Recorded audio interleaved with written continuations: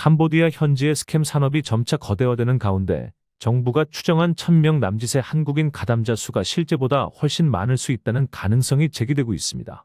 최근 공개된 출입국 통계는 이 추정을 뒷받침할 만한 정황을 보여주고 있습니다. 법무부가 국회에 제출한 자료를 보면 2021년에는 캄보디아로 출국한 한국인과 귀국한 한국인의 수 차이가 113명에 불과했습니다. 하지만 2022년 들어 3,209명으로 급증했고 2023년에는 2,662명, 지난해에는 다시 3,248명으로 늘었습니다. 즉, 매년 2,000명에서 3,000명가량이 캄보디아로 떠난 뒤 돌아오지 않은 것으로 보입니다.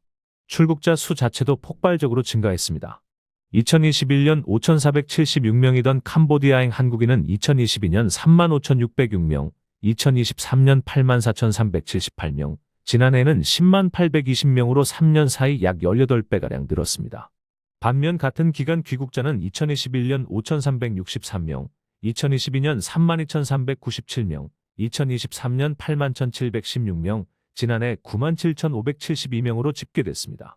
특히 올해 1월부터 8월까지는 67,609명이 출국했지만 66,745명만 귀국해 약 864명이 돌아오지 않은 것으로 추정됩니다. 캄보디아 이민청의 통계는 한국 정부 자료보다 더 큰 격차를 보여줍니다. 캄보디아 당국이 집계한 한국인 입국자 수는 2021년 6,074명, 2022년 64,040명, 2023년 171,171명, 2024년에는 192,2,305명으로 한국 정부가 파악한 수치보다 2배 가까이 많습니다. 올해 1월부터 7월까지도 이미 106,686명이 입국한 것으로 확인됩니다. 이는 단순한 여행객 증가로 보기 어려운 수치입니다. 캄보디아의 프놈펜, 시아누쿠빌 등지에서는 웬치라고 불리는 범죄 밀집 단지와 각종 소규모 사무실에서 온라인 사기, 투자 유인, 로맨스 스캠, 보이스피싱 등 불법 산업이 활발히 운영되고 있습니다.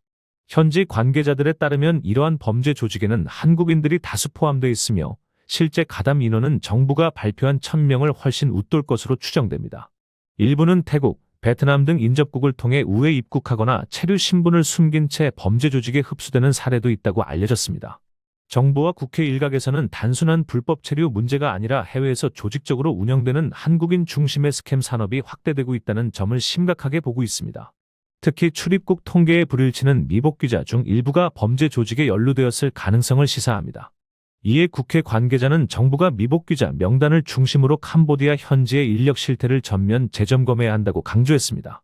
아울러 영사조력법 개정과 외교 인력 및 예산 확대를 통해 캄보디아뿐만 아니라 미얀마, 라오스, 필리핀 등지에서 발생하는 유사 사건에도 선제적으로 대응해야 한다는 목소리가 커지고 있습니다.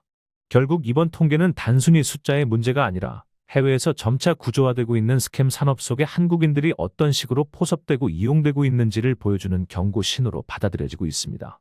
정부가 발표한 1,000명이라는 수치는 빙산의 일각일 가능성이 크며 실태 파악과 피해자 구제, 그리고 근본적 대책 마련이 시급한 상황입니다.